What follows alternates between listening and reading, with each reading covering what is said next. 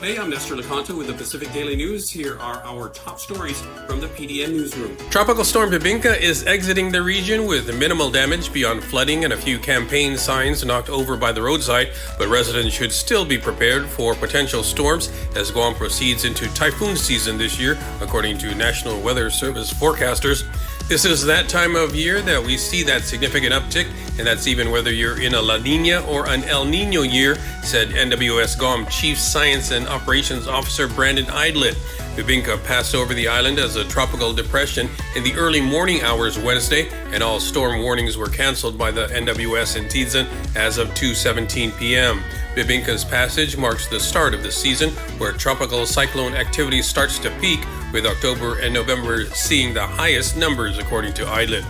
Over the next few weeks, we don't see anything on the horizon, he said, but modeling can only go out a few weeks. In other news, presidential candidates Vice President Kamala Harris and former President Donald Trump squared off on their first debate Tuesday night in Pennsylvania.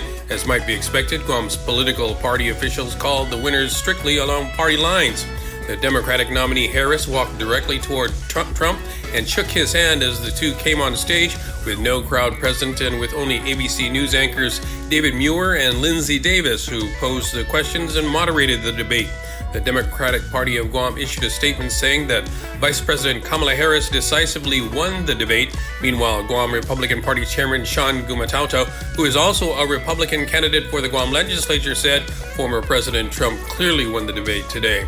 Guam residents can't vote in the presidential election, but the Democrat and Republican delegates in their respective national conventions this year voted for Harris and Trump, respectively. Governor Leon Guerrero signed into law the $1.3 billion budget bill for fiscal 2025 by Wednesday's deadline, but used her line-item veto authority to delete several appropriations and warn senators anew against trying to allocate excess revenues that have not yet been collected. The governor, in an interview with the PDN Wednesday morning, said she's disappointed with the underfunding of the Guam Memorial Hospital and the Guam Department of Education in the budget, but she still believes the spending plan is reasonable given all the services that the government needed to keep running.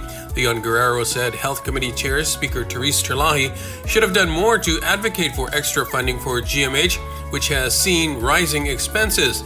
In her transmittal letter to the Speaker, the governor criticized lawmakers' prioritization of appropriations, adding that senators went even further in the Budget Act by appropriating $10 million from excess revenues that have not yet been collected. The governor called it an unsound fiscal practice that threatens to spend our government back into a deficit, she said. Leon Guerrero line-item vetoed sections which seek to fund what she said was a poorly considered, inequitable, and counterproductive bonus scheme for Guam Memorial Hospital nurses and Department of Public Health and Social Services employees. In other news, there were some minor outages through late Tuesday night and Wednesday morning as Tropical Depression Bebinca passed over, according to the Guam Power Authority, but the island-wide power system remained mostly online. Less than 8% of customers were out. Most were caused by vegetation on power lines but have now been restored, a statement from the utility said. The Pacific Daily News observed brief outages in Sinahanya, Momototomaiti, and others a little after 3 p.m. and just before 5 p.m. on Wednesday.